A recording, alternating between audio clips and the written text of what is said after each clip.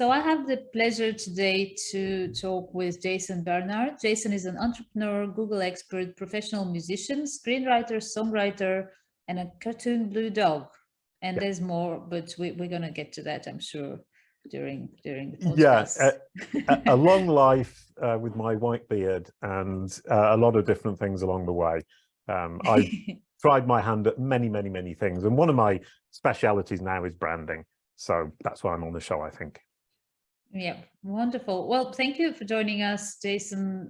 Let's start with a bit of a background. You mentioned the long white beard. This is actually quite new. I lost my hair on the top in my late 20s, and it took me another 20 years to figure out that I should grow a beard, because then it makes up for the not having the hair on top. And I quite like it now. It took a while to get used to. But I started my career as an economist in Liverpool, played the Cavern Club where the Beatles famously played. I was in a band. Then I became a professional musician in France in a folk punk band, playing the double bass and singing and writing songs. We released 4 albums. I think we sold about 40,000 copies in total. Nice. Played 600 gigs, 10,000 times. I played in the street. We used to play in the metro in Paris, and we would jump in the metro train, play a song, take the hat round, jump off again. And we made a pretty good living. Yeah, it was a lot of fun, and it teaches you how to put on a show, because your living depends on you putting on a show all the time. And it was a lot of fun, and we made a reasonably good living. And then I switched over to children's music, because in the band we were folk punk musicians, and we would sit in the van and discuss what our nightmare audience would be, and everybody said children. And I remember sitting there thinking, well, actually, I quite like it. And so I then moved on and did children's music, and that was where the Blue Dog came in. I wrote the songs. We couldn't sign to a record label, and so my ex-wife created the characters Boo and Koala, a blue dog and a yellow koala, and we started making cartoons with the songs, and Korea took off. It was brilliant. We made a whole TV series of 52 episodes for ITV International, and it was aired in 25 countries, and it was an awful lot of fun. And then I became the brand SERP guy, and I specialize in branding on Google. And because I've been working in the internet since 1998, I launched my first website 2 months after Google was incorporated. So I've been working alongside Google for the whole time. Wonderful. And how did you make that transition from the Blue Dog to the Google guy? Oh, right. Yeah, because the Blue Dog and Yellow Koala were phenomenally successful online. It started as a website that became a TV series rather than the other way around. And we ended up with 5 million visits and 100 million page views a month on the website in 2007, when the web was relatively smaller than it is today. And so when that ended, I segued into a Google specialist and now a branding specialist. So I've mastered the art and science of SEO, let's say, and I now use SEO, search engine optimization, as a technique to package a brand to present it on Google, rather than a strategy to get to the top of Google. I use SEO as a branding on Google strategy. I'll get back to that. I'm just making a note because I have questions on that. But before that, I want to talk a little bit about. So you have your own name as a domain and as a personal brand, and you also have your brand Kalicube. So tell me a bit about the reason to have both, and how did you come up with the name for Kalicube as well? Right. Well, I was my own brand for a long time. I was an individual entrepreneur, I think it's called, in France, and my company was called Jason Barnard EIRL. And that's hugely confusing for Google, because it doesn't understand the difference between the person and the company. And to be honest, I think a lot of small businesses and auto entrepreneurs don't see the difference between themselves and their companies. And it's really important to retain that distinction in your mind, both for your clients, but also for Google, because there is a difference between you and your company, even if your company is just you.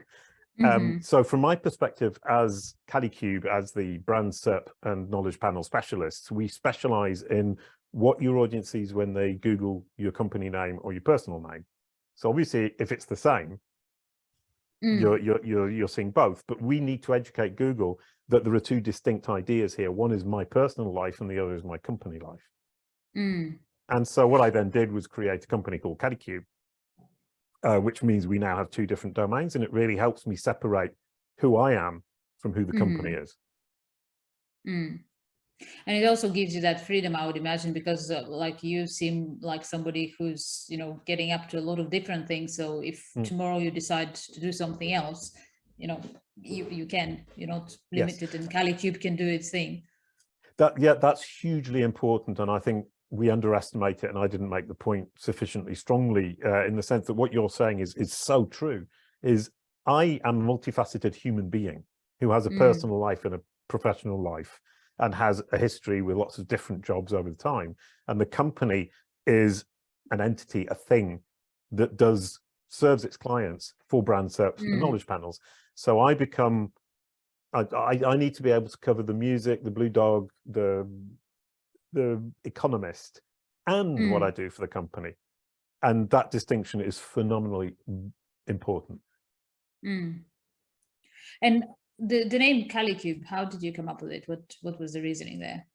Well, I decided to create Kalicube because I wanted to really specialize in brand search, SERP, search engine results page, what your audience sees when they Google your brand name. And I started doing that because in 2013, when you Googled my name, it said at the top, Jason Barnard is a cartoon blue dog, because that's what Google had understood.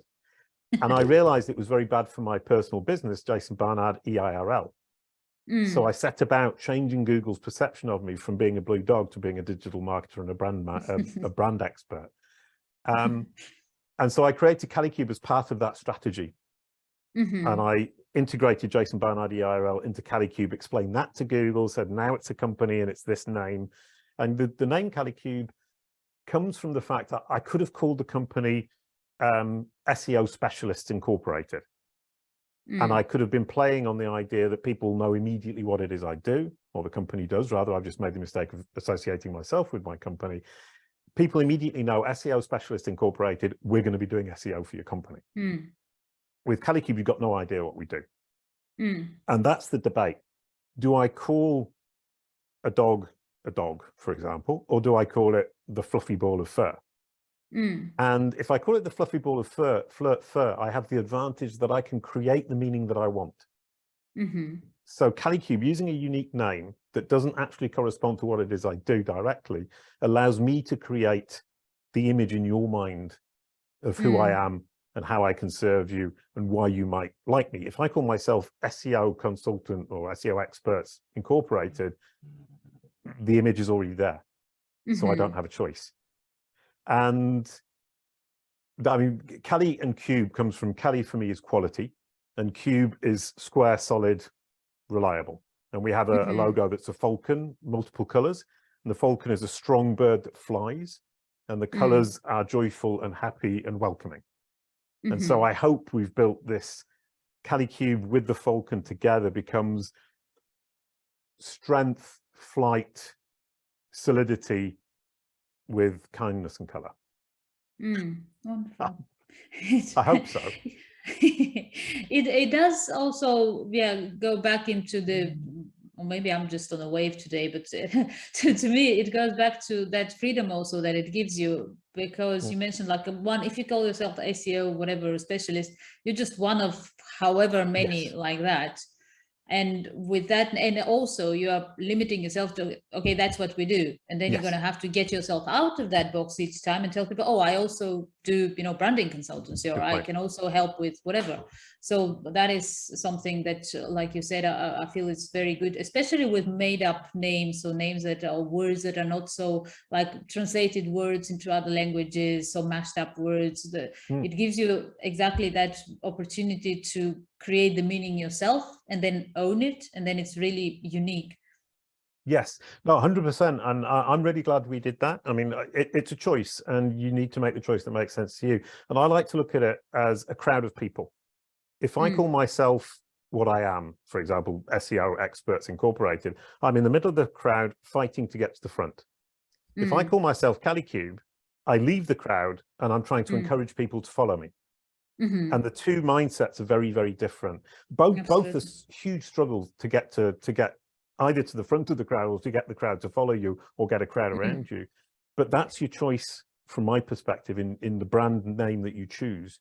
Either I try to get to the front of the crowd and lead it, or I leave the crowd and encourage people to follow me. And the crowd that then follows me, I would hope, and this is what I'm banking on, is a crowd that appreciates who we are and appreciates the message that we're putting across. And we can create the message we want. And as you said, we can pivot to different kind of business offerings as well. And on domain names and on brand, actually, I think, and that sort of follows logically on what we were saying here. I think that because you said you can choose one or the other, and there's no, one size or one way of doing things fits all. Obviously, it depends on whatever it is you're trying to achieve. And when I talk to people about their domain name strategy, and they always expect me to say, well, you should absolutely have, a .com domain name that matches your brand exactly, which is in a huge part of the case is the case, but it really depends on what is that business trying to achieve. And I find that similar to your case, like if you are building, for example, now it's many people do drop shipping, for example, and they would set up a site relatively quickly, get some, paid advertising, turn some numbers and sell the website, or just set up another one. So there are those short-lived kind of brands. I don't know if you can even call it a brand at that stage. So for them, obviously, it doesn't make sense to invest a lot in the brand itself, because they're working on paid advertising.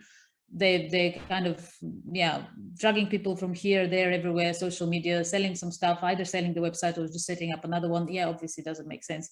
But if you are in business for sort of a long term, you definitely then the answer is obvious. You would have to invest in your brand and create create and manage a real brand. So I'm interviewing myself here. What are your thoughts on that? No, I agree with everything you just said. And building a brand, is my business long term or not? And if it's long term, you need to build a brand. And I would suggest that a unique brand, it's a huge effort, but it's well worth it when you get there. I mean, the company's existed for 7 years, but I didn't really work on the brand. And we've been working on the brand for 2 years now. Very, very, very, very hard. And we've got there. And what we've done is we've created the content to create the image that we want to project. And then we've used SEO techniques to educate Google so that it presents us to our audience the way we want. So now the volume of searches for Kalicube is going up. And that's where we really are starting to win, because people searching the term Kalicube are definitely looking for us. And then what we can do is manage what Google shows them. And if, once again, we come back to the SEO consultancy incorporated, I will be competing with SEO consultants in general. So it's very difficult for me to then project through Google my brand message to my audience. And I think the struggle to create the content that gives that strong brand message that you want is a big struggle, but it does make sure that you know what you're talking about, you know who you're talking to, and you know what you're trying to communicate to them. And I think from a business perspective, that's hugely powerful. It's a painful process, but it's hugely powerful.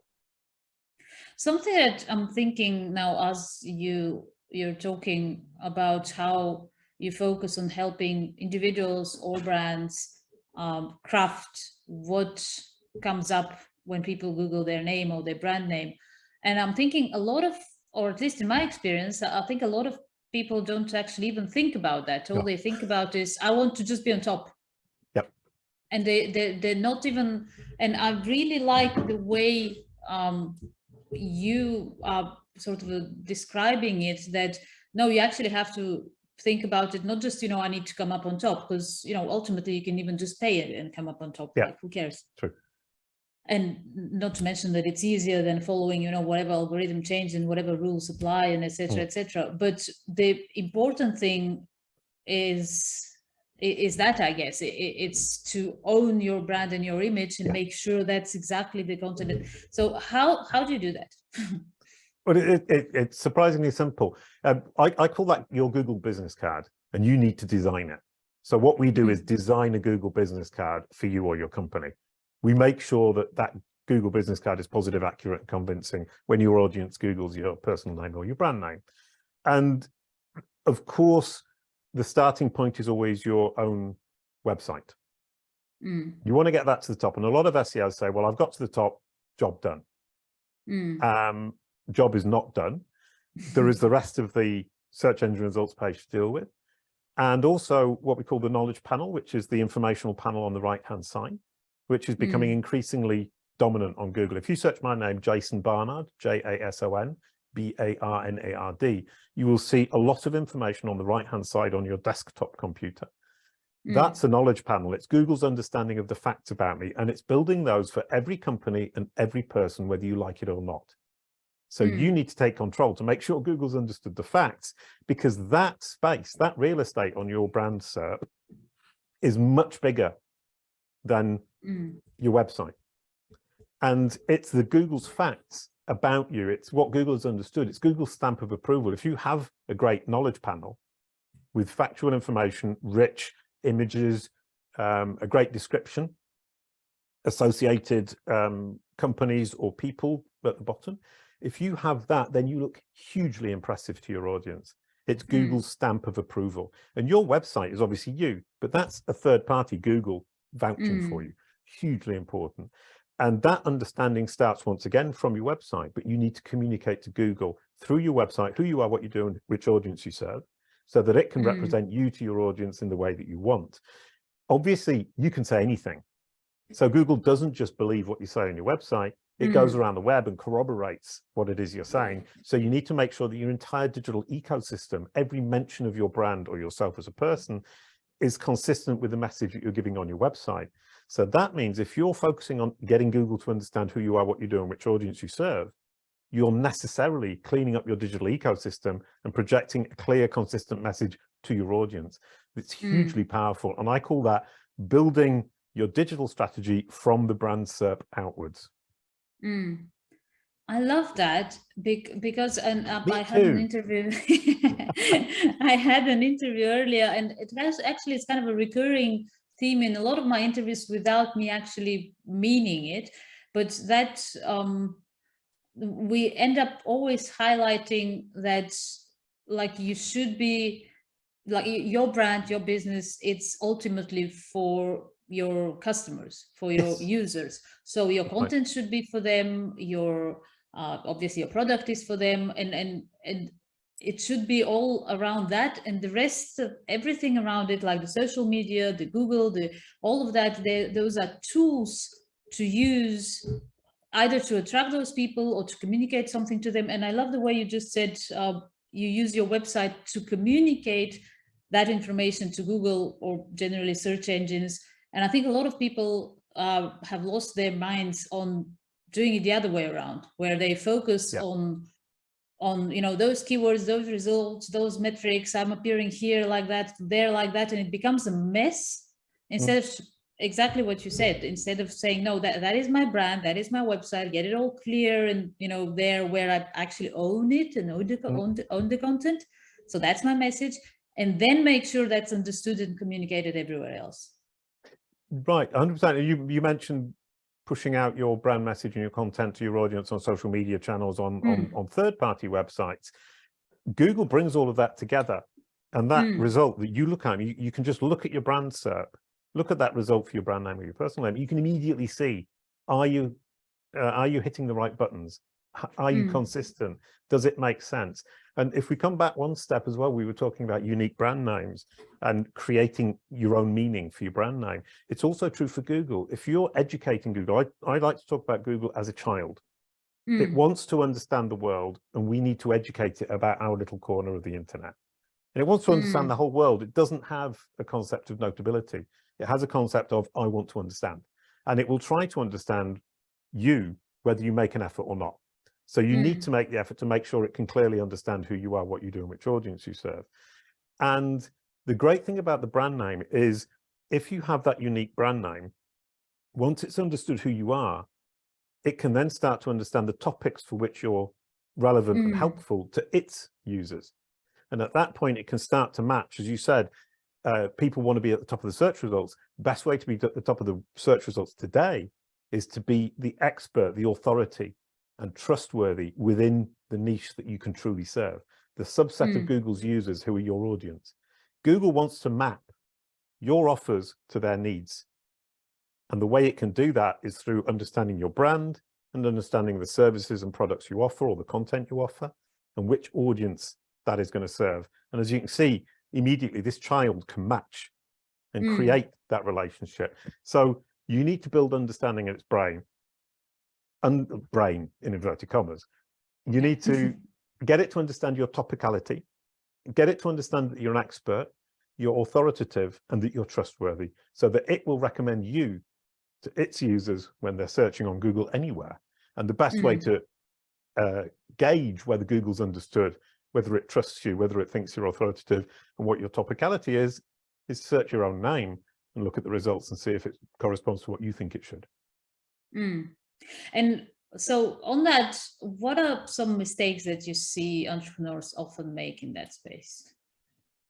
Being unclear is the huge mistake that people and companies make. Being inconsistent. Consistency is absolutely key. Another is chasing the traffic volume on Google. People see a keyword and they say, I want to rank for white paint, let's say. If you can't serve the needs of the user searching white paint, there is no point in ranking for it. In fact, it will be counterproductive because Google will start to then misunderstand what it is you do. You need to stick on topic, cover your topic incredibly well, and not get obsessed by the idea that you want to get to the top at all costs for all of these different keywords. And what I hear a lot of people say is, if I rank for that keyword, perhaps I can then convince the user to come over and want my services. You say, you need to rank for the search terms where the user already needs your services. Even if it's small volume, it's quality and it's relevant, and you can really help those people. That's what Google's looking for too. So from that perspective, the huge mistake, both from an SEO perspective, but also from a digital marketing and branding perspective, is not being consistent and not sticking on topic. Absolutely. And yeah, we're back to like being authentic and exactly sticking to what you're actually doing instead of trying to chase results at all costs. Ooh, yeah, I like the word authentic as well, because you can't pretend to be somebody you're not over a very long period of time.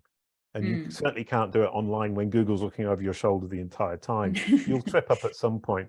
And one thing that we try to do at Kalicube, we've got a team of 14 people, including me, so I had to add them all up, is we talk a lot and we discuss a lot. And we have found what I really enjoy about Kalicube now is there is a Kalicube voice that doesn't belong to me. It's very close to my voice, but it's the team who have built that voice. So now Kalicube represents something that isn't me, and it's authentic because the team is actually like that. So when you see these fun, delightful social media posts or newsletters that you sign up for our newsletter, you get these great newsletters that I don't write. And we are truly, we just created the team page a few weeks ago. And we have, Katrina had the idea of having hashtags. We've got 3, smart, fun, courageous. That's Kalicube. That's the Kalicube team. Well, that makes me think, what parts do, like when most companies, obviously they have a team, it's not one man band.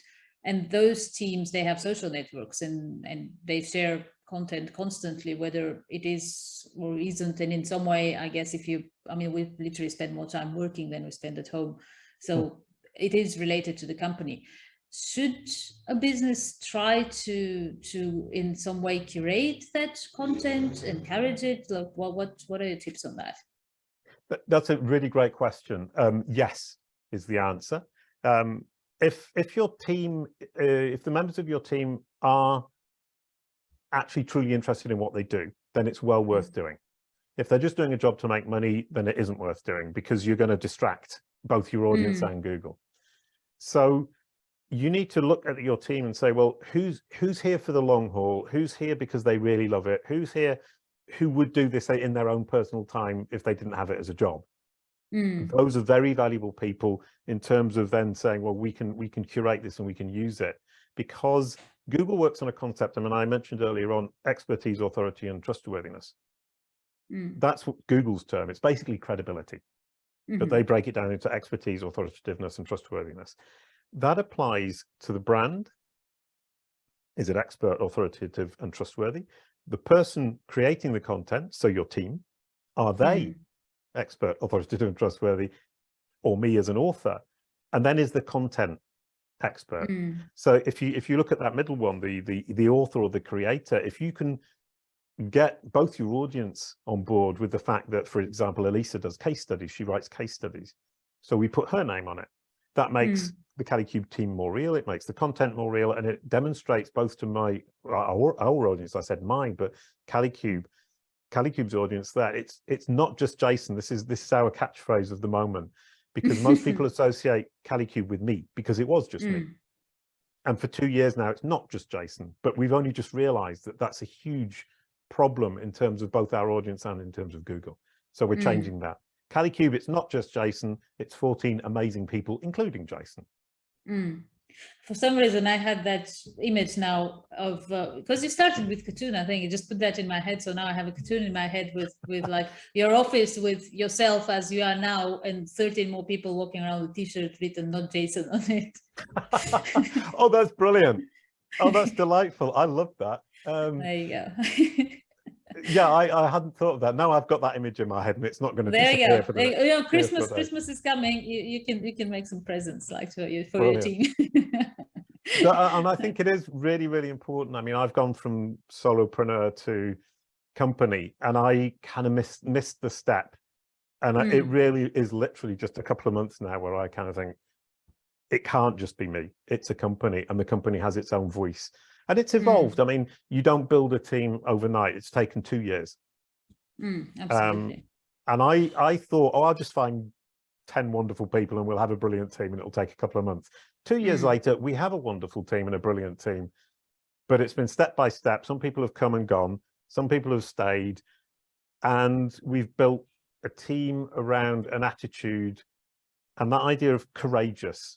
To work for Kalicube, you have to be courageous, because we're building an entire niche industry. As you said, nobody's thought about brand search. 25 years of the internet, and people haven't thought about what appears or specialized in what appears when somebody Googles your brand name. The whole point of branding and marketing is to get people to know your name. So the whole point of your marketing strategy is to get people to search your name. So that's a hugely important result. And Andrea Volpini, a company called WordLift, says we're building the plane as we fly. Which I love. And that takes enormous courage. So we're building the plane as we fly. It takes courage. You need to be smart, because this is complicated. It's surprisingly simple, and yet a very complex and deep topic. As soon as you start diving into it, you realize how complex and deeply interesting it becomes very, very quickly. And if you don't have fun when you're doing it, what's the point? Yeah. Definitely. I can totally relate to, your frustration there. Like, oh, it's been 25 years and people are just realizing, and it's crazy how some things that are really at the, like you said, at the heart of the internet, it's literally what it is for. and I get the same thing with domains. I'm like, yeah, but it's been like nearly 30 years and we're still like, I'm still having to explain to people what is it and why is it important. It's like, really? Yeah, and talking about domains, I mean, one of the things I wanted to share was that even though Kalicube is a unique name, somebody had reserved kalicube.com. Because all of those short domains .com have been reserved by people who are hoping that at some point somebody will think, well, I'll create a company called that, which is exactly what this person did. And then I contacted them and they asked me for $6,000. And I didn't pay. And I built my entire brand on kalicube.pro, thinking, I don't care about the .com. And There are two problems that we hit that I hadn't realized initially. Number one is I communicated on Kalicube Pro, but people still expected it to be kalicube.com. Yeah. Google was ranking kalicube.com that didn't belong to me. Ouch. Ouch. And it is problematic. If the person who owns the domain tries to rank for your brand name, they have a reasonably good chance of ranking, because Google will think there are two different entities here called Kalicube, and I want to give my user the opportunity to visit either of them. So it's natural that Google will tend to do that. So getting into somebody else's brand SERP is actually not very difficult if you really put your mind to it. So that's a huge problem. The next problem along was that I focused on Kalicube.pro, so I communicated Kalicube Pro. Then the person with Kalicube.com dropped the price. All right. To $1,200, and then I bought it. Yeah, well, we got a really good deal. I mean, I'm working with names that are kind of in the six figures and up, so to get your brand name for that, yeah. So I was terribly lucky, and I think the person just thought there's only one person who could buy this domain, and it's Jason for Kalicube, the company. So they dropped the price. Whereas in fact, if they're stuck at 6,000, I would have ended up paying 6,000 anyway, because I was having such a problem with it. And then what happened is I then had to rebrand across the entire internet from Kalicube Pro to Kalicube. And that was a hugely difficult task, because I'd created an enormous digital footprint. And so I built a platform that analyzes Google to figure out your digital footprint, creates a prioritized list of all the mentions of your brand, so you can just go around and correct it all. So rebranding becomes an absolute piece of cake. But I built it to do it for myself for Kalicube. That's very cool. Yeah, because I can imagine that's a problem. And especially if you look at smart branding, we have a whole section of rebrands and another one of upgrades, because that's pretty much the people that we work with, the entrepreneurs we work with are exactly oftentimes in your position. So they either they went with a name that they chose and they love and decided that's what it's going to be called. They didn't get the .com. They went through the process that you went, and actually some a lot worse. You kind of quoted, I guess. I mean, if you imagine you had those issues, but if you're, I don't know, if you're handling people's financial information, they're sending emails to the .com instead of the .pro or whatever. It can be it can be a lot more problematic. So a lot of people are rebranding or just upgrading the domain, which in terms of search engine, I guess it's seen as the same thing. It's a change, the search engine. And that's exactly it. I mean, and Kalicube Pro is actually a SaaS platform that's used for managing brand SERPs, educating Google to get the knowledge panel, but also hugely powerful for rebranding. And we found that it's incredibly efficient, because we basically just ask Google, where is this brand mentioned that's important to you? Google sees more of the web than anybody else. And so we can produce this prioritized list. And Elisa, who is the team lead of Kalicube Pro, done for you services, went through the manual process that I had gone through before I built the machine. And it took her 12 hours to build my digital ecosystem, Jason Barnard. Then we set the machine on it. The machine did it in 10 minutes. It got 40% more that she had missed, even though she's really smart. And it prioritized it all. So we just went through. When I wanted to change some information about myself. And it took me 3 hours just going through 75 results that Google thought were important to get Google to understand me from a different perspective. It stopped seeing me as Jason Barnard, professional musician, and saw me as Jason Barnard, author. And right now I'm doing another rebrand of myself, which is because it's not just Jason at Kalicube anymore. It's Jason Barnard, founder and CEO of Kalicube, rather than author, so that I can focus on the company. So we've gone through these multiple rebranding processes, and it's so smooth, so easy, so fast, and so effective. I'm glad we mentioned the machine. Sorry. Yeah, I'm glad we mentioned that, because I actually wasn't aware of it, and now that you mention it, I'm like, yeah, that can be relevant to a huge part of our audience in that case.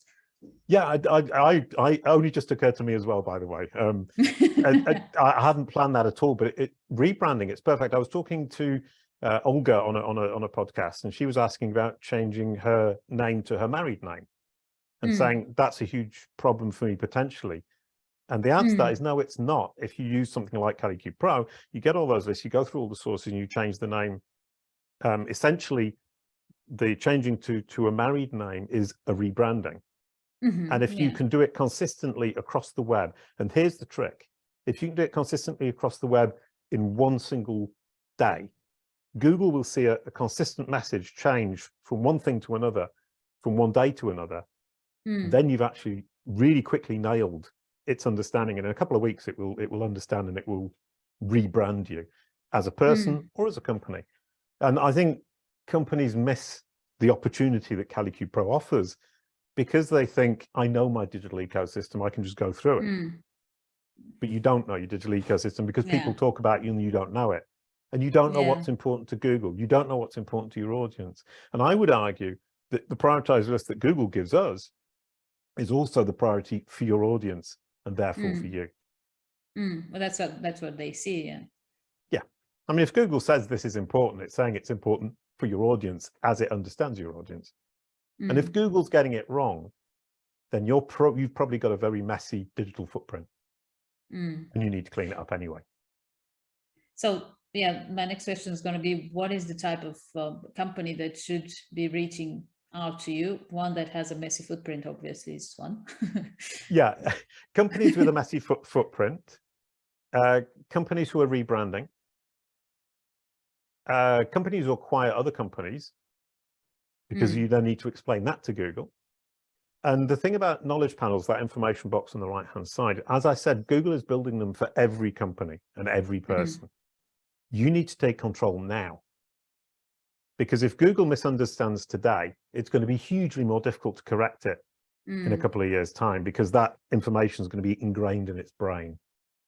So you need to take control of Google's understanding of who you are, what you're doing, which audience you serve today. And that representation is the knowledge panel on the right-hand side and the brand SERP on the left-hand side. And you can think of it this way.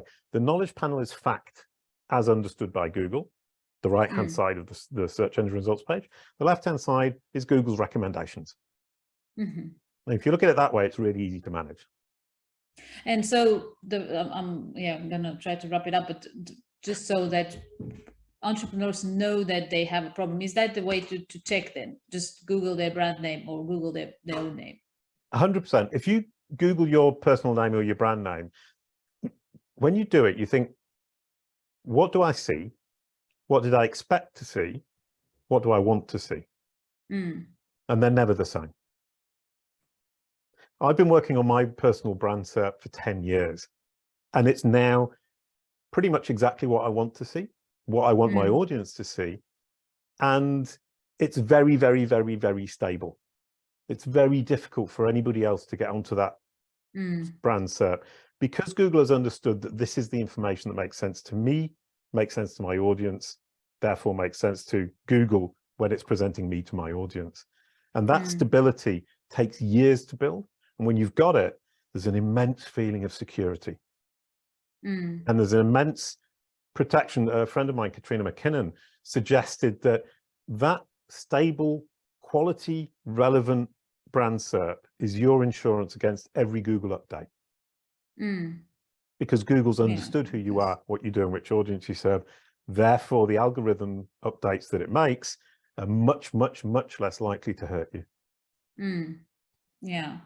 And definitely makes a lot more sense, like the way you've described it throughout actually this podcast, throughout this interview, that it's a concrete, organized effort in owning your content, owning your brand, and feeding and contributing that content, as opposed to just running out after algorithm changes and metrics. And it beautifully put. Smarter. Yeah, and what I mean, once again, I can't believe that in 25 years, I'm the only person who's thought of this. But it appears to be the case, unless somebody pops up suddenly and says, I've been doing this for years. But so far, that hasn't happened. And stunned that people aren't kind of jumping on the opportunity to work with Kalicube. Obviously, I would always say that because it's my company. But I don't understand why brands don't want to work with us, or they think there might be a question of whether they should work with us. Not because I think everybody should work with us. I mean, it sounds kind of pretentious, but it's so obvious and it makes so much sense. Why wouldn't you do it? And then you get a lot of people, I talk a lot with the SEO community, they say, well, we can do it with SEO. And I would argue that your brand SERP is about branding, marketing, and SEO in that order. So the SEO is simply a tool for packaging the branding and the marketing for Google. SEO in and of itself is meaningless. Yeah. Ooh, that, no, because you end up with. Sorry. Yeah. No, sorry. No, it's exactly that. You end up with that sort of a running after, let's appear here, let's appear there, and let's say that because it will, please whatever algorithm. It's just like running like crazy in different directions. Well, without a direction, actually, without a purpose. Yeah, no, and that is kind of SEO taken in isolation is meaningless, and it won't help your business long term. SEO needs to be associated with branding and marketing. Ooh, I like that quote. Christine, who does the transcripts. That's a great quote. Write that down. And we pull out quotes, and Christine pulls out the quotes, and it's one of the lovely things about this team is that everybody has a role. And as I go through these interviews, I think, oh, Elisa does the Kalicube Pro platform. We've just released a knowledge panel checklist, which was the whole funnel, the whole marketing channel is designed by Katrina and promoted by Joanne and Marianne. And I really love the fact that in my mind, I can see who's doing what. And as I talk about this, I think about the person who represents the aspect I'm talking about. And that makes it really human, and that really speaks to me. Yeah, no, that sounds wonderful. Yeah, we do have a team, but it's all remote, so we're not oftentimes in the same room. So I'm kind of jealous. Like, no, the team is completely remote, and I've never met any of them in person. Oh, really? Cool. Oh, okay, I'm not that jealous. No, yeah. So the team is remote, and we're going to have a team get together in March for the first time. Wonderful. Yay! You must be all looking forward to it. Well, we announced it today. So everyone's kind of going, oh, wow, this is really strange. It's cool. The big surprise of the day. So I'm kind of excited about it. And we were discussing our different emotions, and there was excitement, there's worry, and my adjective was keen. I'm enthusiastic. I think Elisa was just enthusiastic as well. And it's really lovely to hear the emotions that the team members feel for something like that. I think I'm just a bit of an old hippie, really, at the end of the day. Wonderful. I'm going to ask the last question, which wasn't planned, and we're supposed to be like finishing soon, but I have to, because we kept talking how to check, like if your digital footprint is messy, you Google your name. What about if you're just starting a brand? Like, is that a good time to be talking to you, or how does it work? Yes, absolutely. And it's a great question, because when you're starting a brand, you need to think about where you're going to strategize, where you're going to place this information, what information you're going to place. So you would immediately go and see a brand specialist who would create your images and your texts and help you with the branding itself and the brand message. And then it kind of stops. And what we're working with a company called Brandface, who do that work. And they've just realized that we can help with the next step, which is now let's plan how to get it out to your audience on the internet. And we will use Google to understand how best to do that. And what we do is we've got a concept called entity equivalent. So we find 100 entities, companies who are very similar to you. So you would think competitors, but it's not always competitors. So think slightly competitors, but it needs to be the same geo region, the same entity type, company or person, depending on which one you're working on, and the same industry. And then we put that into Kalicube Pro, and we build a template of what the brand SERP and the knowledge panel should look like. And then we work towards that template. And that means you prioritize all the right things. You know what your potential audience, your future audience is seeing within that industry for that entity type within that geo region. So you know exactly which buttons to press for Google, and pressing the right buttons for Google necessarily will get you in front of the right audience if you've done the entity equivalent analysis that I talked about. So a new brand starting out, don't underestimate how powerful building from the brand SERP outwards will be. So yeah, in a way, I guess it's better off just starting building it well from the outset than trying to pick up the pieces afterwards. Yeah, I mean, most of the companies who come and see us are trying to pick up the pieces, and we do massive spring cleans for them. A spring clean of the digital ecosystem. And we spend about a year doing it, and they say, but the first month is already done. And he said, but once you've done the spring clean, we need to actually make sure that it's consistent across a year, because that's the period of time that Google needs to fully understand and be confident in its understanding. So it's a year's task. The initial spring clean is huge, and it's slow, and it's difficult, and it's boring. But then you need the consistency. So you need to track, you need to maintain, and you need to make sure that the flow of content and information about your brand is consistent across that year. So we have a year of work cleaning up. Most people come to us for that problem, some for rebranding, very few for brand launches. And it's a little bit like SEO. SEO tends to be the thing that the marketing team will put right at the end, just before they launch the site, or afterwards. And it's a huge mistake. You need to bake SEO into your website. You need to bake Google's understanding of who you are, what you're doing, which audience you serve, into your digital marketing strategy from the get-go. Absolutely. We agree. Yeah. Had an analogy when you said about the consistency, like there's one thing tidying up and then it has to be consistent over 1 year. And I'm thinking about my kids' bedroom where they we tied it up, it's all tidy, and in 2 days it's like, ooh, like something exploded here, and it's like, yeah, it works if you have to keep putting those things back there, and otherwise it just doesn't make much sense. Yeah, and that's a great analogy. I think people and companies don't realize that over time they keep pushing this stuff out, and other people write about them, and keeping a grip on that is hugely challenging and hugely important. Absolutely. Well, where can people reach you? Last thing, and then I'm going to let you go. Well, if you want to find me, you search Jason Barnard on Google, JASON BARNARD, and the result it provides you will have the facts on the right-hand side in the knowledge panel, and then a choice of how you want to connect with me. My own personal website, if you want to know more about me and the Blue Dog and the punk folk musician. My company website just below that if you want to do business with me. My articles if you want to learn more about this particular topic. And if you search for Kalicube, you'll get the same thing. You search for Kalicube, you get the company at the top, then the SaaS platform, then our academy, then our Twitter feed, then our LinkedIn profile, and then I think I come down at the bottom somewhere. So you can interact with the company in a similar manner. And now I want to get the team page right up there at the top. You get the home page and then the rich site links underneath with the team page, the about page, the login page. And that means that people can then interact directly with my team pretty much straight from the Google SERP. I love that. Right. Well, it's been an absolute pleasure, Jason. I'm sure that will be enjoyable for our audience as well.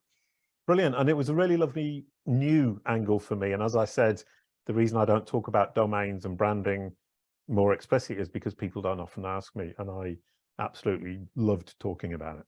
No, and it's absolutely related. It's absolutely connected to what you're doing. I think, again, I'm going to draw a parallel with domains, but people see that as like, oh, leave that to the tech guys, and the search engine, the results, or leave that to the whatever guys. And it's like, no, it's really, really important for your brand, and which is, literally your business, your core of what you do and how people see you.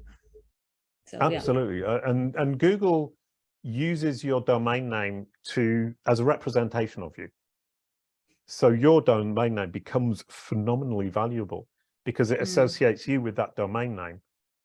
The domain name itself becomes Google's access to your brand. So you need to make sure, A, the domain name is logical and helpful for your user. And then once it's anchored in, you keep it, you maintain it, and you make sure that it stays clean because it represents you. It's a representation of your brand and Google's access to your brand. Absolutely. Wonderful. Well, thank you. Again. Yeah.